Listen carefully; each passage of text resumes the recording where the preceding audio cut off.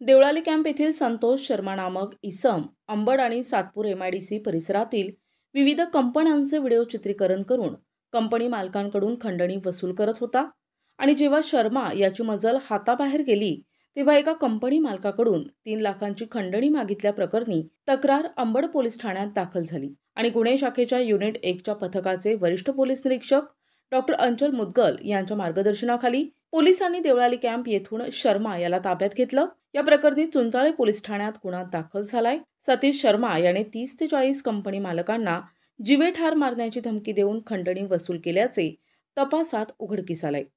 नाशिकमध्ये मोक्याच्या ठिकाणी डबल हाईट्स 4 गाळे विकणे भाड्याने देणे आहे।